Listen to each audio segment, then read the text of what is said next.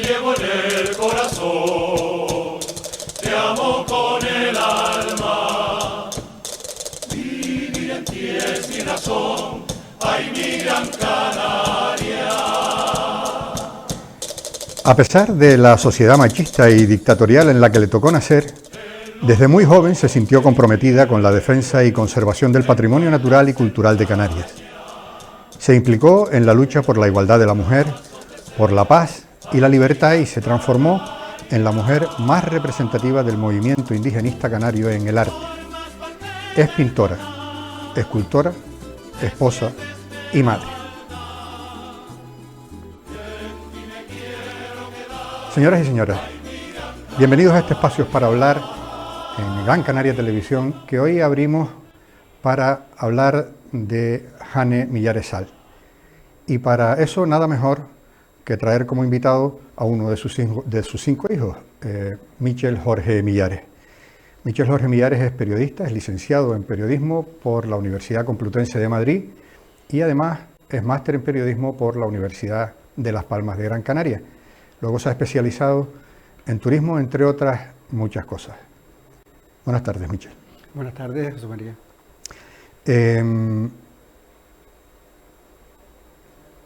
Hay una cosa que me llama mucho la atención de tu madre, Michel, y es que para traerla a la realidad del programa, me gustaría tener un poquito la noción de cómo era el espacio donde tu madre desarrolló su obra. Tú te criaste entre pinceles, cinceles, esculturas, óleos, caballetes, máquinas de escribir, timples. ¿Cómo era la vida de Michel Jorge Millares? ¿Cómo recuerda Michel Jorge Millares la vida en aquella casa de niños? Bueno, yo nací en el 59 y fue el año en el que tiene lugar la ejecución de Juan García el Corredera. Y mi padre tuvo una actividad bastante importante en el intento de la Sociedad de Gran Canaria para evitar que se ejecutara, que se conmutara la pena de muerte.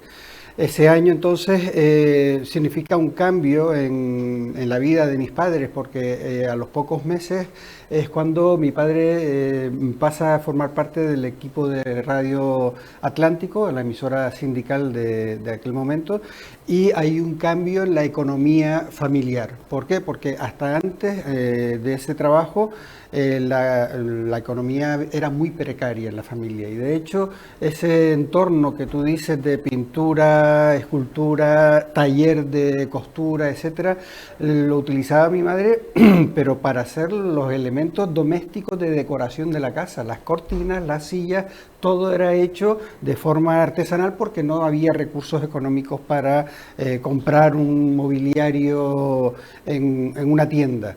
Entonces, a partir del año 59 cambia la tendencia y la casa pues empieza a llenarse de libros.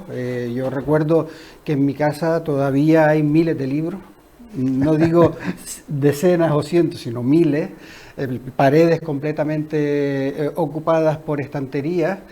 Y discos. Mi padre llevaba dentro de la radio un programa de música clásica, de difusión de la música clásica, y entonces en mi casa el ambiente era mi madre pintando continuamente, realizando obras continuamente, mi padre escribiendo la música clásica a un volumen muy alto y la lectura tanto de libros como también de revistas. Mi padre estaba suscrito a todas las revistas del momento, Destino, Triunfo, Cambio 16, Hermano Lobo, todas estas publicaciones que habían, Cuadernos para el Diálogo, publicaciones que había en una etapa, estamos hablando de principios de los 60, que la libertad de información pues estaba restringida, existía la ley de prensa por la cual pues cualquier medio tenía que pasar por una censura previa y si había cualquier llamémosle atentado contra el régimen en el sentido de que hubiera una noticia que no estuviera controlada o filtrada por el gobierno del momento, pues el cierre o el secuestro de la publicación era inmediato. Y en ese ambiente, pues bueno, mis hermanos siguieron la trayectoria de mi madre, todos ellos han terminado pintando y exponiendo, aunque no sea su actividad fundamental, y el único que salió periodista como mi padre, pues fui yo. Es que por eso te quiero decir que la verdad es que la vida de cualquiera de los miembros de tu familia es para otra entrevista individual de cada uno de ellos. Eso por un lado. Luego, la unión, la amistad que unía a tu padre y al mío, a Luis Jorge y a José María Yasso, ambos periodistas, como bien dices. Pero más allá de todo eso, yo lo que quiero centrar, porque estos serían motivos suficientes para otra entrevista más, lo que quiero centrar es esta entrevista en tu madre, en Jane Millares Sal.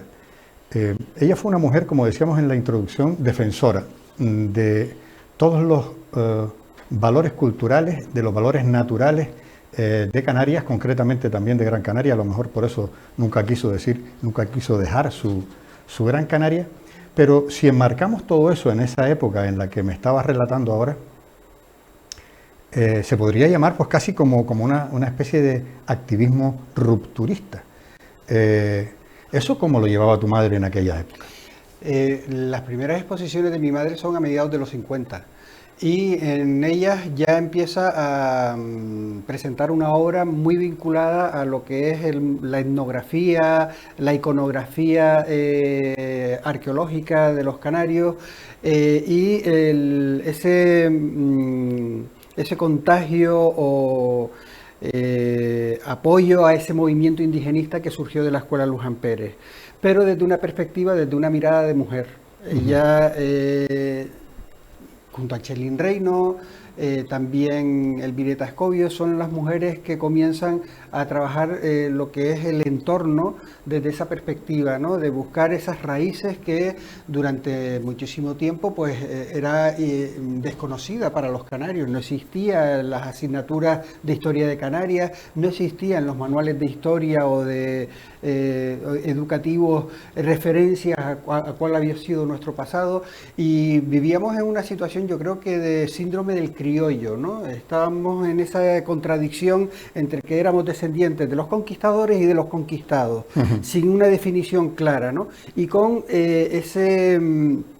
esa carencia, esa ausencia de discurso sobre qué era lo que había en nuestras islas antes de la conquista. De hecho, muchos yacimientos fueron expoliados, la historia no fue registrada adecuadamente y aparecen pues personas como el doctor Chil, como Vieri Clavijo, como mi tatarabuelo Agustín Millares Torres, que son los que empiezan a preocuparse o a interesarse por esa historia de Canarias, que luego se transmite como en los genes, pero en la relación familiar a sus descendientes, ¿no? Están los hermanos Millares, que son los Millares Cuba, están los Millares Carlos y están los Millares Sal. Y como bien decías antes, existe un movimiento reivindicativo por parte de mi madre, pero que yo creo que forma parte de ese círculo familiar, ¿no? Tras la guerra civil, a mi abuelo es depurado, que era catedrático de instituto, y se queda sin empleo y tiene 9 hijos. Y esos 9 hijos adquieren una formación casi autodidacta gracias a las actividades y el apoyo intelectual y cultural que le daba tanto mi abuelo como mi abuela. Mi abuela era pianista y era música, y bueno, en Telde está la Casa de los Sal, que es un referente donde vivió esa familia de descendientes de irlandeses, ¿no?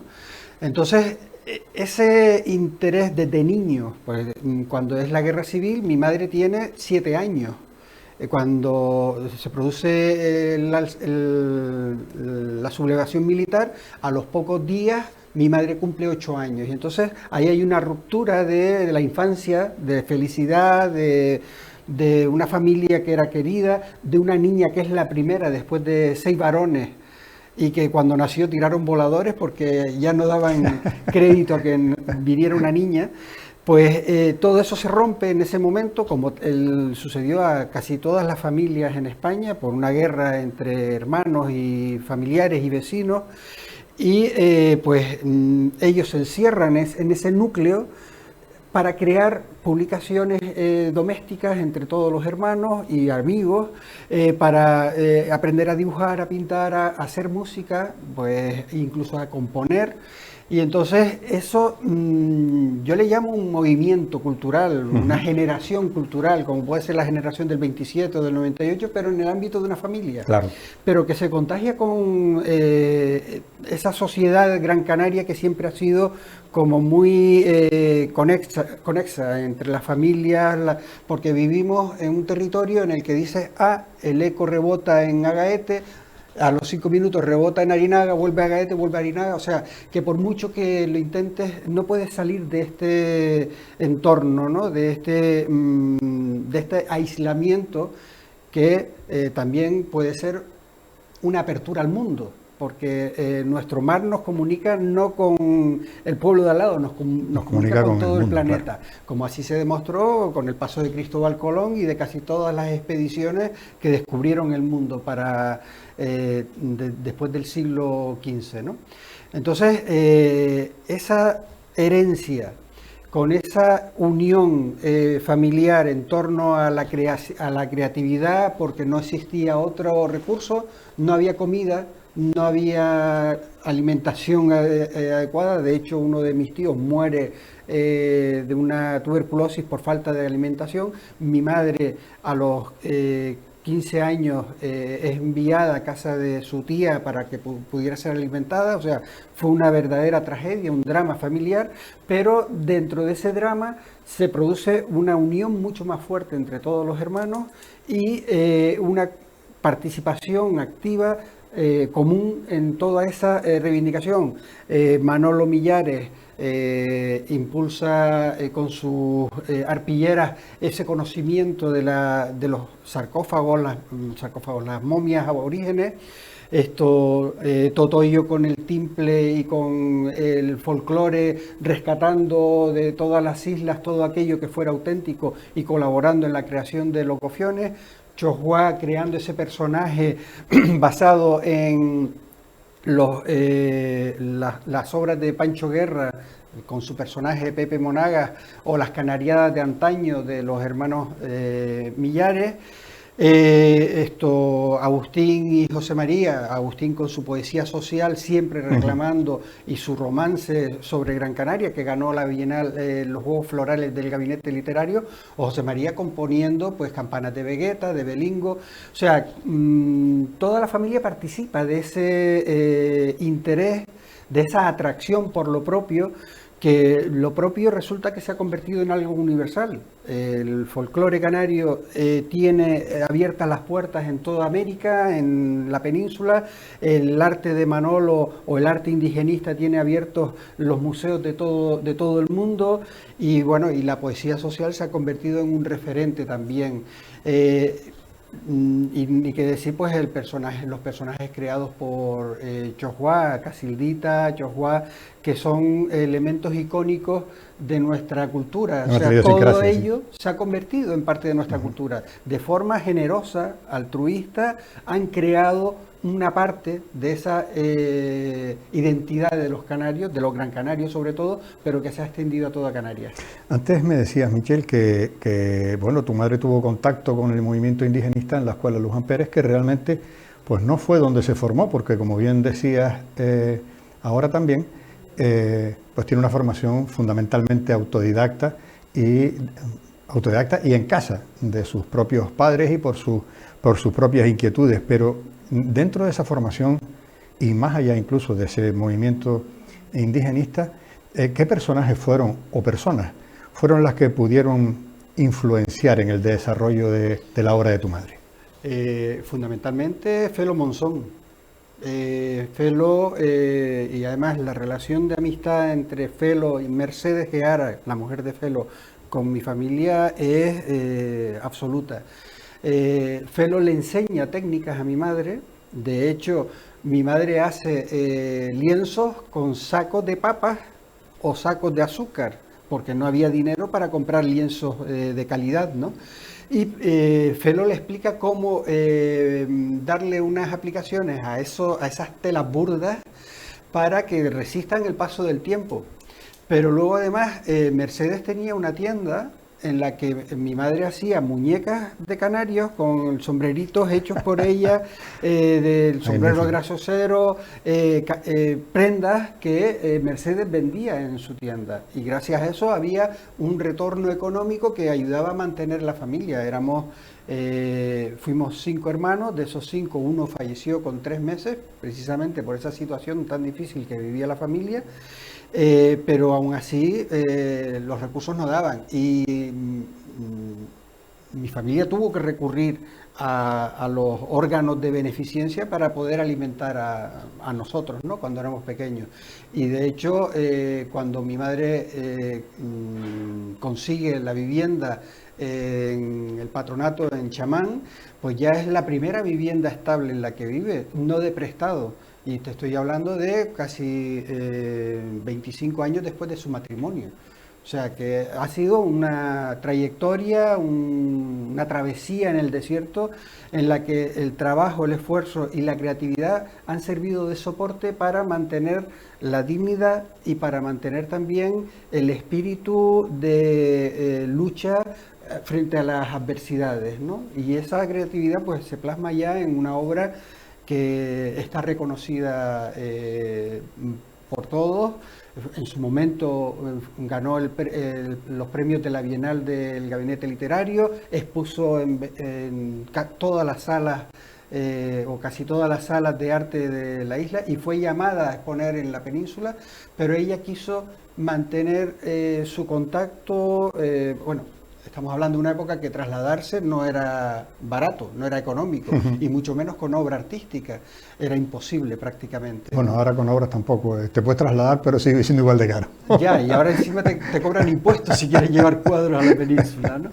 Pero era muy difícil, y más para una mujer con hijos, ¿no? Claro. O sea, estamos hablando de que, bueno, Manolo se va con Elvireta, con Manolo Padorno, con Reino, y Martín Chirino, y dan ese salto, la diáspora hacia Madrid, y bueno, ni que decir tiene las penurias que pasaron al principio, pero luego fueron, porque iban convencidos de sus capacidades y de sus habilidades artísticas, y de hecho son los que encausan un movimiento artístico en España que es una referencia mundial, que es la creación del Grupo El Paso, que tienen el museo en Cuenca, en las Casas Colgantes, y que se convierte en referencia mundial, ¿no? Hoy día el Grupo El Paso está reconocido como uno de los grupos artísticos más destacados en el mundo. Pero mi madre, ella tiene ese arraigo con el paisaje, con el territorio, con la familia y con la historia, ¿no? Ella lo que le preocupa, lo que le interesa es profundizar en los elementos identitarios de los Canarios, sobre todo de Gran Canaria, que es la isla que, curiosamente, es la que mayor cantidad de referencias creativas tiene respecto al resto de las islas. Aquí es donde encuentras mayor número de cuevas, pero con usos verdaderamente asombrosos, ¿no? No estoy hablando de la más reciente, que es la de Risco Caído, sino te estoy hablando de la Cueva Pintada. Es como la especie de Altamira dentro del Atlántico, ¿no? Estamos hablando de las pintaderas. Estamos hablando de los grabados rupestres en balos, en diferentes sitios, que en la isla de Gran Canaria es donde más se han prodigado, ¿no? Respecto al resto de las islas. Entonces, esa cultura aborigen es apasionante y a mi madre la cautivó haciendo numerosas series de cuadros con diferentes técnicas en las que aparecen las pintaderas, aparecen los cánigos, aparecen los grabados y aparecen, por supuesto, los elementos de momificación, etcétera, ¿no? Que es lo que a ella, pues, un poco le ha llenado la vida. Hay un sentimiento de que ha descubierto parte de su origen y que eso es lo que le ha servido de contrapeso a todos los problemas y dificultades que vivió. Esto me da pie a una pregunta, Michel, porque ya sabemos por qué cuando hablas con tu madre o cuando hablamos con tu madre, pues ella siempre comenta que en todas sus obras siempre hay algo guanche, y lo dice así literalmente. Pero hay un momento, ya sabemos por qué ese algo guanche, ¿no? Ella quiere dejar pues una especie de firma en la historia pictórica de Jane Millares Sal. Pero hay un momento en la vida de tu madre en que su pintura da un cambio drástico y tiene presencia la muerte. ¿Cómo ocurre esto? A ver, el ambiente en Canarias en los años 50, 60 y 70 era un ambiente en el que había una gran sensibilidad respecto a lo canario. Hay figuras como Juan del Río Ayala, Vicente Sánchez Araña, que los llamaban los canariólogos, y que era el reflejo de una sociedad que estaba intentando averiguar cuál era su pasado, su procedencia. Estábamos recibiendo miles y cada vez más de turistas que venían interesados por qué era esto, que llegaban a la al barrio de la Atalaya en Santa Brígida, y se hacían fotos de gente que vivía de forma rupestre, de forma como con los trogloditas de antaño, en cuevas donde hacían sus enseres domésticos con barro. Entonces eso le apasionaba a mi madre. Mi madre también hacía muchas figuras de personajes indigenistas, de vasijas, de gánigo, que era uno de los elementos decorativos que más había por casa, ¿no? Muchas pinturas tienen esa...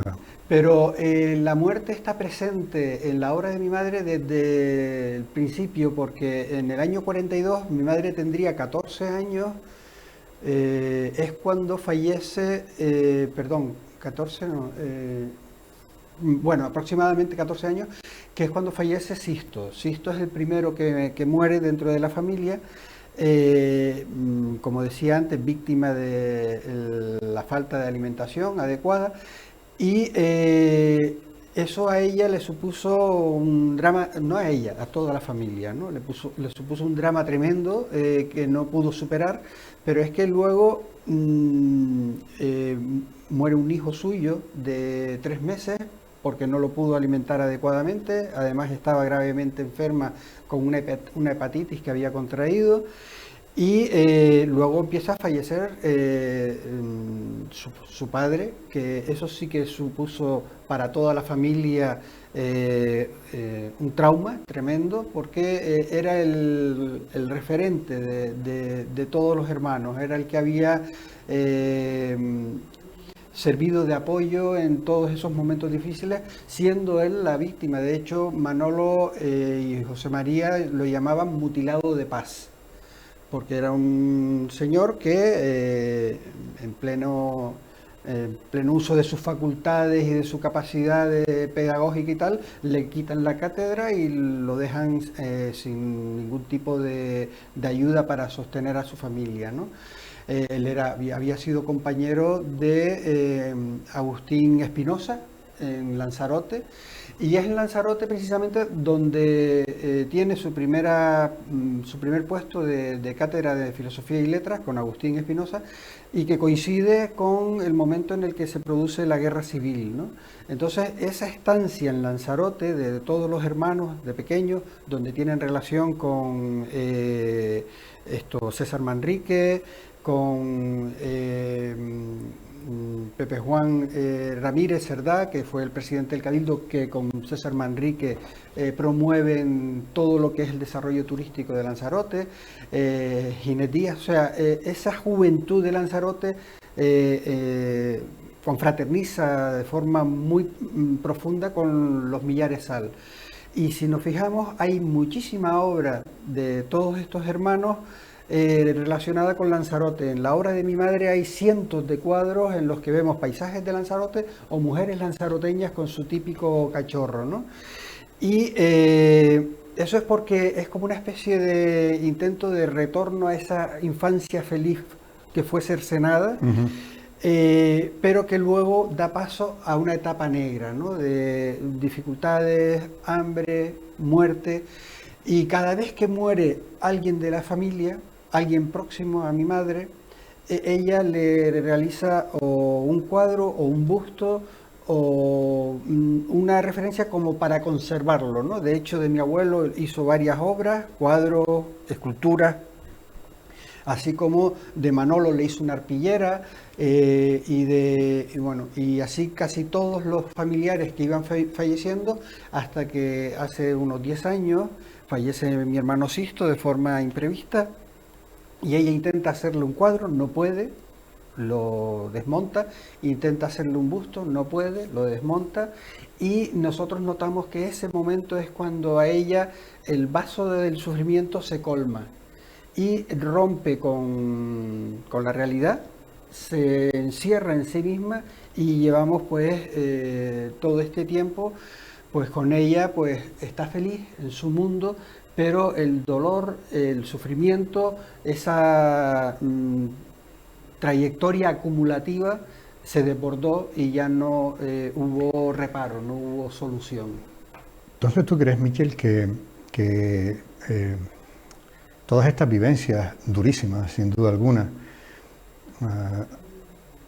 han podido, a lo largo de la vida de tu madre, no en este momento que me relatabas ahora, a lo largo de la vida de tu madre, han podido influir en que aflorara ese espíritu humanista de Jane Millares Sal, en tanto en cuanto a que el sufrimiento es tal vez el denominador común que iguala la vida de todos los seres humanos?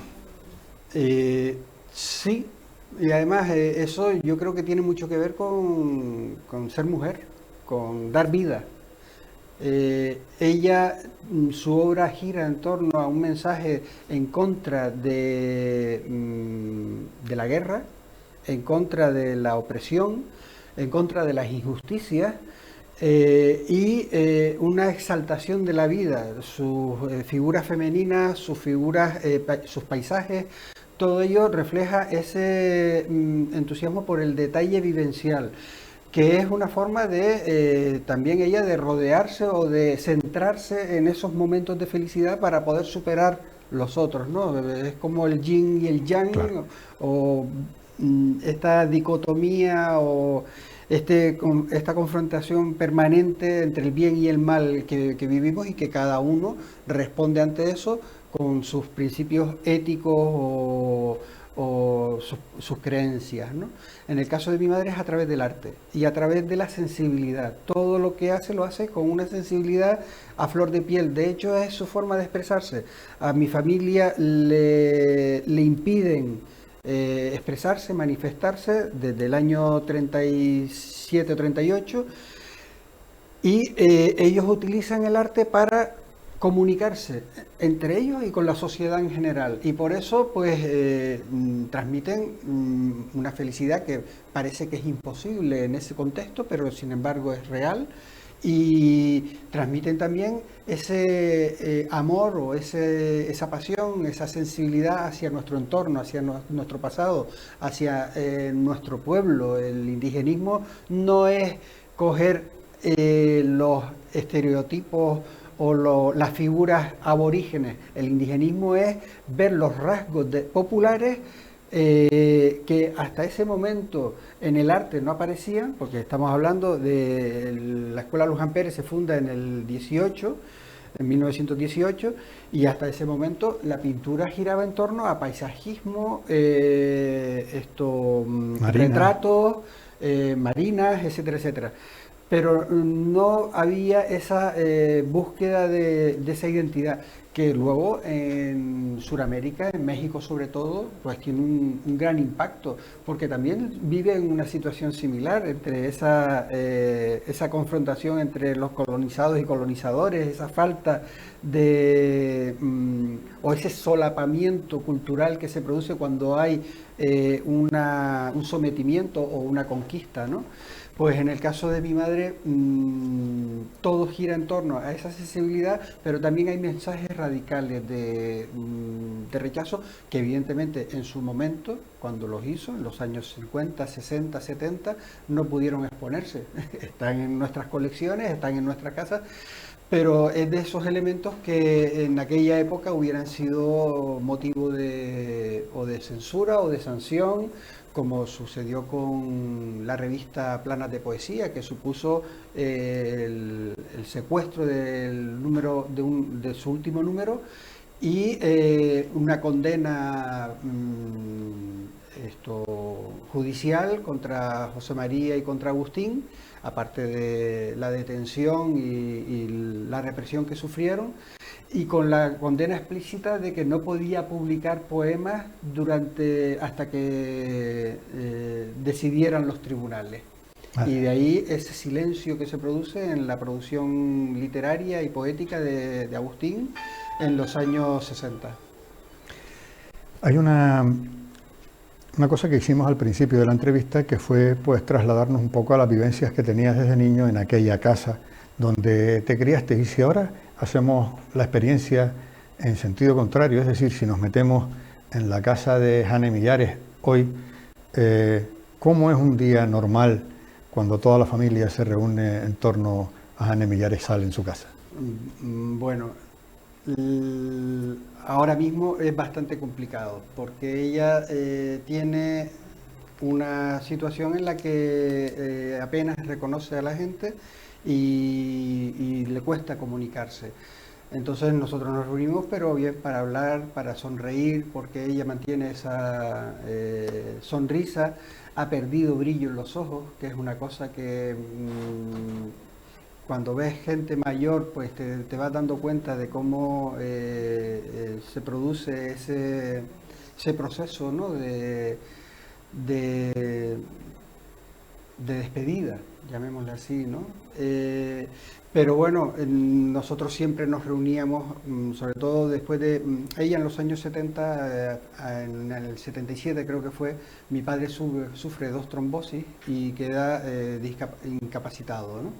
Y entonces ella se vuelca en cuidarlo, ¿no? Es esa etapa en la que ella prácticamente desaparece de la vida pública, de las exposiciones, que también mi padre tenía mucho que ver en que ella expusiera, porque para ella superar los momentos de tristeza y de dolor, pues su terapia era la pintura o la escultura, ¿no? Y entonces mi padre lo sabía y le decía, oye, te he conseguido la sala tal para que exponga dentro de 2 meses. Y entonces ella creaba una serie de una obra gráfica para esa exposición, pero con esa capacidad que tenía ella de crear y producir de una forma verdaderamente asombrosa. Yo creo que puede haber varios miles de cuadros de mi madre. O sea, cuando no estaba haciendo un cuadro grande, estaba dibujando, estaba haciendo bocetos, estaba haciendo esos dibujos de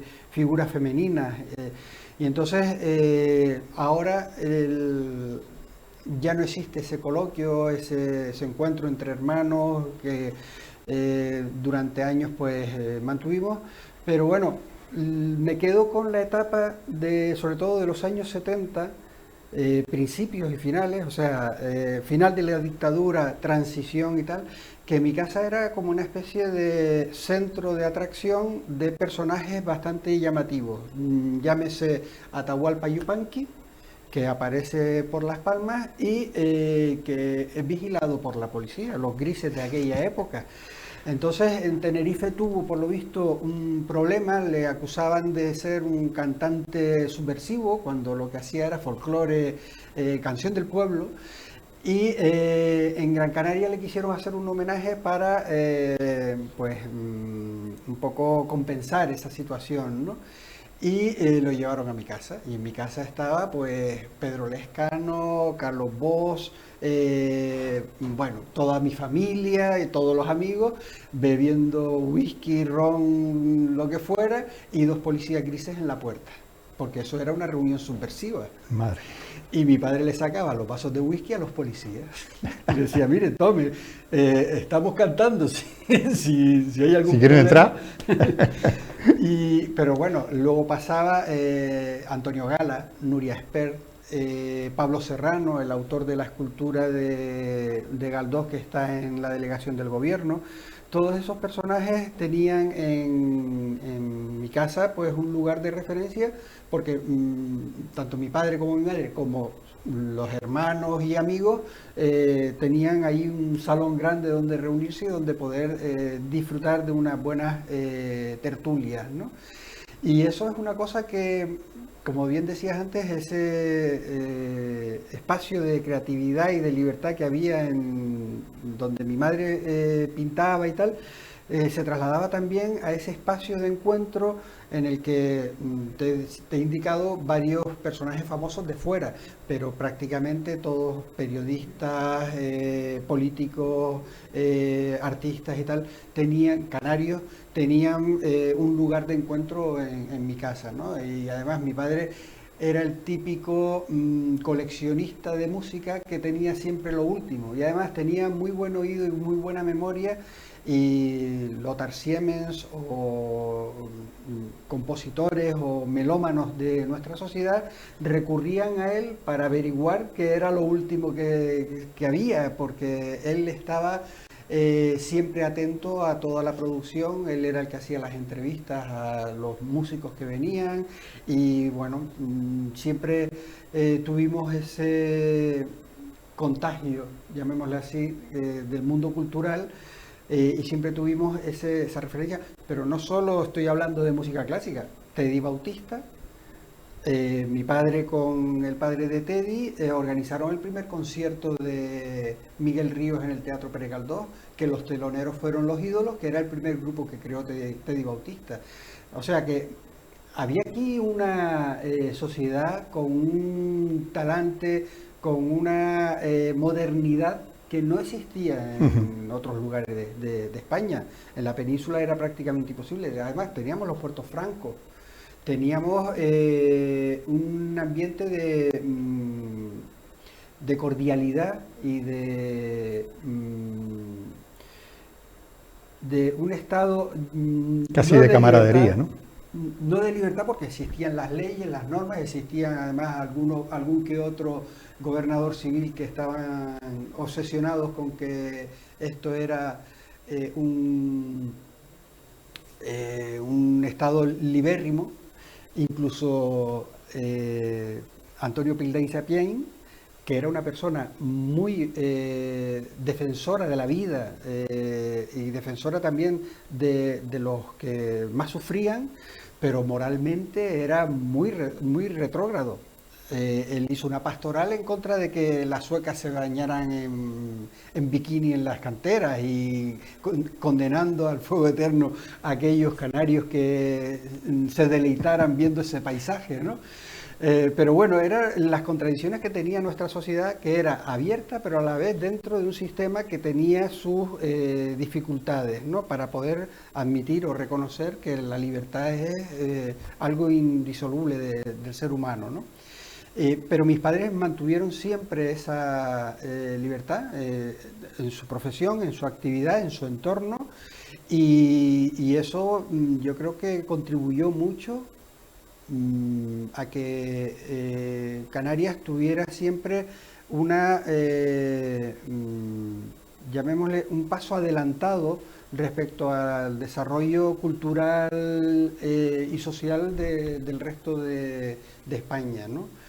Y no sé, la verdad es que recordar todo eso te lleva a plantearte la valentía de estas personas, porque en realidad concretamente era un de estas acto, mujeres, de mujeres y hombres de aquella época que eran capaces de decir no, bueno, de protestar en una situación en la que la protesta era severamente perseguida, ¿no? La familia Millares, la familia Jorge Millares, en la casa de Jana Millares está llena de Jana Millares. Si en el salón de esa casa llena de Jana Millares nos acercásemos a las librerías, nos encontraríamos a Jana Millares transformada en libro. A Jana Millares en libro y en varios. De todos modos, aquí te traigo el último libro, que es el que ha sacado la Biblioteca de Artistas Canarios, que es una iniciativa de hace unos 30 años ya prácticamente, del gobierno de Canarias, en la que ha ido rescatando una serie de grandes artistas de nuestras islas. Hasta hace un par de años, de los 50 libros que se habían sacado, solo 2 correspondían a mujeres, pero en estos últimos años hay un impulso enorme a reconocer el papel de la mujer en el arte, ¿no? Yo creo que ha sido una injusticia el que en su momento, hace 15 o 20 años, no hubiera salido este libro. Creo que no solo por ella, sino también por otras muchas artistas, llámese Pino Ojeda, que su libro ha salido también recientemente, y otras muchas, que parece que la mujer tiene que demostrar mucho más que el hombre para poder ser reconocida, cuando en realidad la dificultad de una mujer para poder realizar una obra artística o deportiva o científica es muy superior a la que tiene el hombre, sobre todo si tiene familia, porque vivimos en una sociedad que hasta hoy día los roles sociales han hecho que la mujer tenga que hacerse cargo de una serie de tareas que el hombre no venía realizando, y que de hecho se miraba mal el que una mujer pudiera tener una visibilidad pública como artista, como pianista, como científica o profesora o lo que sea. El tener la posibilidad de sacar un carnet de conducir, un pasaporte o tener una cuenta corriente en los años 60, las mujeres solo podían hacerlo si el marido firmaba. Uh-huh. Entonces, claro, tú ves esa situación, ahora la vemos como algo muy lejano, pero seguimos teniendo restos, residuos y en algunos casos situaciones muy flagrantes de misoginia y de machismo en esta sociedad, ¿no? Pero bueno, el libro ya está ahí, mi madre ya es parte de la biblioteca, pero yo creo que estos reconocimientos tienen que hacerse en un momento determinado. No puede ser que haya artistas que todavía sean jóvenes, llamémosle entre comillas jóvenes, y ya figuren en esa colección. Claro. Me estoy metiendo en un problema. ¿Por qué? Porque siempre es una valoración personal la que haces respecto a una persona que además es tu madre, ¿no? Pero yo creo que las instituciones deben de ser un poco más razonables y más rigurosas a la hora de todo esto que son honores y distinciones y reconocimientos, porque al final termina convirtiéndose en que, bueno, que vas al IRCAM, a su archivo de cuadros, haces una lista y dices, a ver, ¿cuántos hombres hay? ¿Cuántas mujeres hay? Y la diferencia es abrumadora.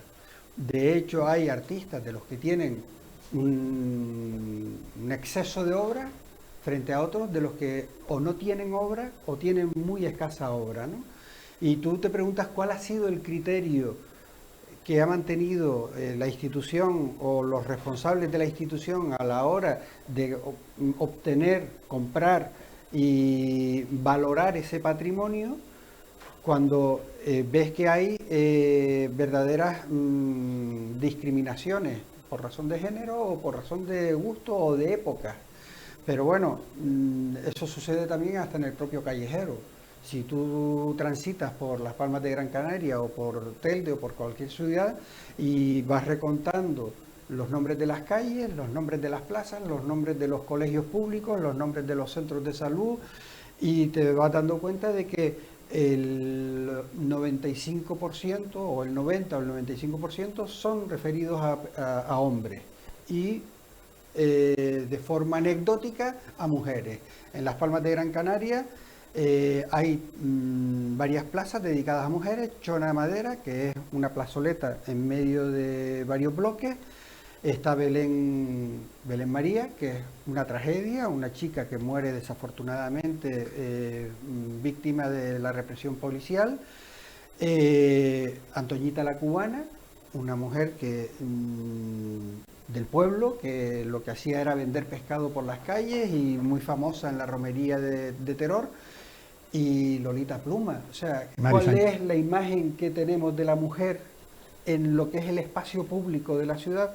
Pues el de personas que han tenido situaciones muy dispares, pero en cambio a los hombres pues tienes a Alfredo Kraus, tienes a Benito Pérez Galdós, tienes grandes figuras, pero por ejemplo Pinito del Oro tiene una escultura, pero es que Pinito del Oro es la primera persona que recibe el Premio Nacional de las Artes Circenses y es la única española que ha salido en la primera página de todos los periódicos de Estados Unidos.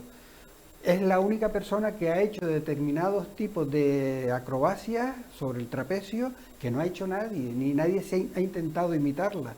Y sin embargo, ves que en el callejero de nuestra ciudad no tiene ese reconocimiento, siendo de aquí, llamándose Pinito, para más INRI, ¿no? Nació en la playa de las Canteras, aunque la familia de los Segura eran de la península, pero vinieron aquí, se establecieron aquí y bueno, ahí tenemos otra gran mujer que necesita tener un libro en la biblioteca de artistas canarios porque ella era una artista y sin embargo, pues las instituciones como que han desoído a los méritos de esta persona y como ella hay muchos casos, ¿no? Y de hecho muchísimas mujeres yo creo que desistieron de sus vocaciones, de sus aspiraciones o esperanzas por encontrarse con una sociedad que se lo impedía. En el caso de mi madre siempre tuvo el apoyo de su marido y de sus hermanos y de hecho actuaban de forma común, como una piña, en planas de poesía, en la revista Millares, en sus colaboraciones o incluso en sus manifiestos por las libertades, en contra de la pena de muerte, etcétera, etcétera. Michel Jorge Millares, muchas gracias por haber venido a Espacios para Hablar aquí en Gran Canaria Televisión y ponernos un poquito de luz sobre María del Carmen Millares Sal, Jane Millares, en un momento en el que la sociedad también está olvidadiza. Recordamos durante muy poco tiempo a aquella gente que hay momentos en que literalmente se puede decir que dieron su vida por la isla o por la ciudad o por la comunidad autónoma ahora, y sin embargo después de esos momentos pues nos olvidamos. Esta creo que es una entrevista muy oportuna. También ahora presentan en breve, en unos días, otro acto que sí que tiene que ver con un homenaje a Jane Millares, que además te pido por favor que ya lo anuncies en... Sí, el día 6 en la Casa de Colón. Maite y Martina han escrito un libro, Miradas sobre Jane Millares, en el que ellas se inspiran en diversos cuadros, ¿no? Y todos los textos son breves relatos, están relacionados con lo que ellas interpretan de la obra de Jane. Te hago un inciso, Jane viene de Honeymoon, Luna de Miel, ¿no? Que era una canción que su padre, mi abuelo, le cantaba cuando era un bebé y ahí se quedó el nombre de Jane. Hay gente que me dice si es Jane, no, es Jane porque es la traslación de la palabra miel en inglés a una niña recién nacida, muy esperada, como decía al principio de la entrevista, era la séptima, después de 6 varones, pues aquello fue una locura. De hecho, no existían los escáneres ni esas cosas que hay ahora, que te determinan el sexo y hasta el color del pelo, y era siempre pues una especie de misterio, de sorpresa, el sexo del bebé, ¿no? Y cuando nació, pues bueno, fue la locura de la familia y ahí quedó el nombre de Jane.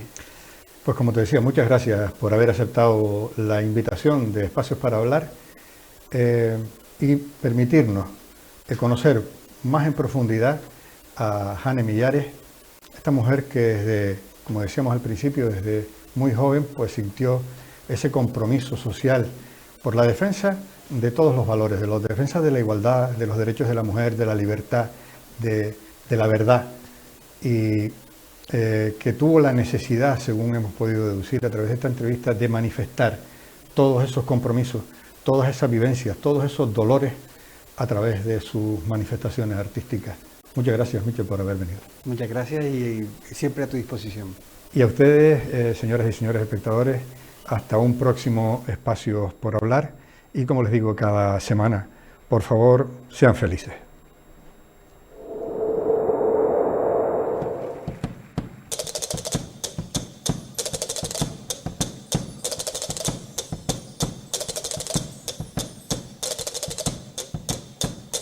Te llevo en el corazón, te amo con el alma. Vivir en ti es mi razón, ay mi gran Canaria.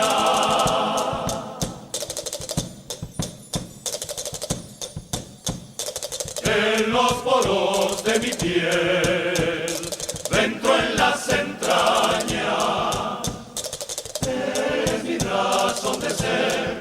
Ay, mi gran Canaria.